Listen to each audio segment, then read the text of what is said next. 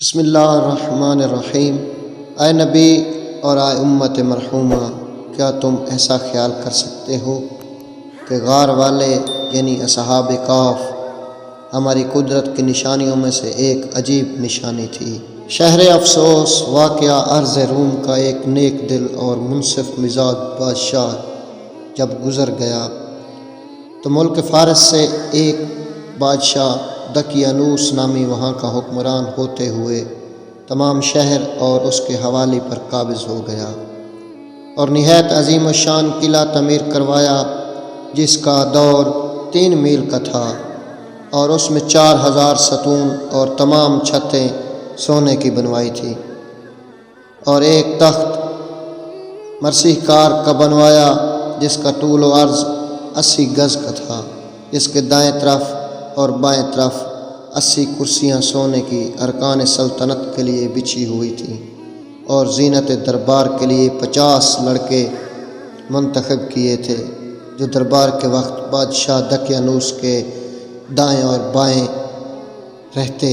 ان 6 لڑکوں کے نام یہ ہیں: یملیخا، میکسلینیا، کشفوتت، کشافت، یونس، مرتوس، کشتونس۔ چنانچہ بادشاہ جملہ امور میں ان 6 نوجوانوں سے مشورہ لیا کرتا تھا اور بغیر ان کے کوئی کام نہ کرتا۔ بادشاہ دقیانوس کے دربار کی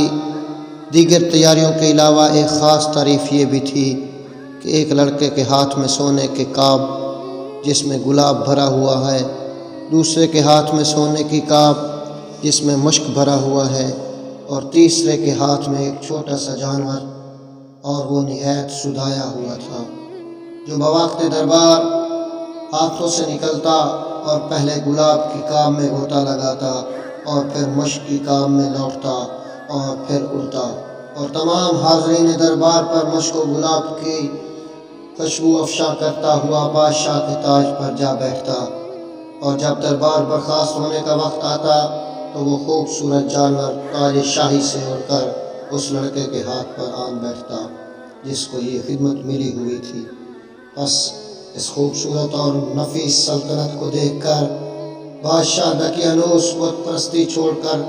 خود پرستی اختیار کرتا ہے اور نہایت مغرور و متکبر ہو کر خدائی کا دعویٰ کر بیٹھتا ہے، اور تمام رعایت پر اپنی پوجا پاٹ کے احکام صادر کرنا شروع کر دیتا ہے، یہاں تک کہ جو کوئی اس کو سجدہ کر لیتا ہے اس کی جان بخشی ہوتی ہے، اور جو اس کے سجدے سے انکار کرتا ہے وہ قتل کیا جاتا ہے یا آگ میں جلایا جاتا ہے۔ بادشاہ دقیانوس کی یہ بدخیالی اور غرور و انانیت دیکھ کر وہ 6 وزیر نوجوان سخت متنفر ہوتے ہیں اور اپنے دل میں کہتے ہیں کہ افسوس، دقیانوس کا دماغ اب اتنا خراب ہو گیا ہے کہ یہ خدائی دعوے کر بیٹھا ہے۔ نیز دقیانوس نے ان 6 وزیروں سے بھی کہا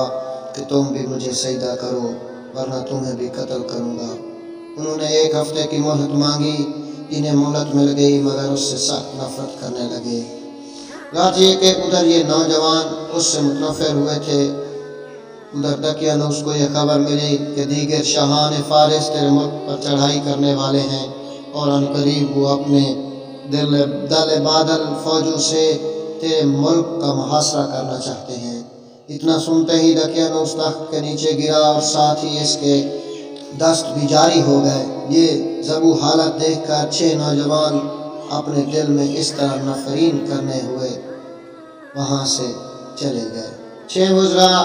دقیانوس کی اس حرکت پر سخت متنفر ہوتے ہوئے یمیخا کے مکان پر ایک اہم اور ضروری مشورے کے لیے جمع ہوئے،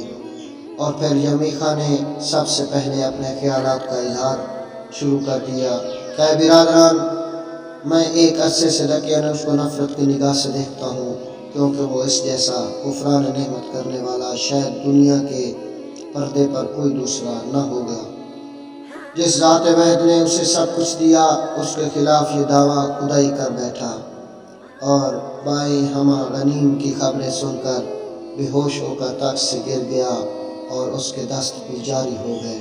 یمیخا کے اس کہنے پر 5 نوجوانوں نے نفرین کرتے ہوئے یملیخا کی تائید میں بالکل ہم خیالی ظاہر کی۔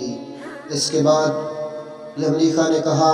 کہ اے اقلائے والا شان، اب میں دقیانوس کے برخلاف ایک دوسرا خیال طے کرتا ہوں اور تم سے مشورہ لیتا ہوں کہ آیا میرا خیال کہاں تک صحیح ہے۔ وہ یہ سب سے پہلے میرا خیال اسما کی طرف گیا اور ماں میرے دل نے کہا کہ اتنا بڑا زنگاری خیمہ بغیر ستون کے کس نے قائم کیا، اور اتنے بڑے چاند و سورج اور روشن ستارے کس نے زنگاری اسما پر آویزہ کیے، اور مخلوق کے لیے اتنا بڑا فرش زمین کا کس نے بچھایا، اور کس نے ماں کے پیٹ میں بچہ بنایا اور پھر اسے خوبصورت بنا کر کس نے نکالا، اور کن غذاؤں سے 9 مہینے تک کس نے بچے کی پرورش کی، پھر آہستہ آہستہ بولنا اور چلنا پھر اسے کون سکھاتا رہا۔ تو یارو، ان سب باتوں کا کارکن اور بڑا بھاری کارکن کوئی اور ضرور ہے۔ 5 اقلا کی صدا بے شک بلند ہوئی، اور پھر یملیخا نے کہا میرے پیارو، کیا یہ تمام باتیں دقیانوس کرتا ہے اور کر سکتا ہے؟ نہیں نہیں، ہرگز نہیں۔ پھر کیا وجہ ہے اس کارکن کی تلاش نہ کریں اور اپنے فاعل حقیقی کو نہ ڈھونڈیں؟ یملیخا کا تلاش فاعل حقیقی کے لیے غوطہ زن ہونا تھا کہ اسی وقت الہام ربی ان کے مبارک قلب پر نازل ہوا۔ ہم وہ قوت والے ہیں کہ ایک ہی اشارے میں اسما بنا دیا،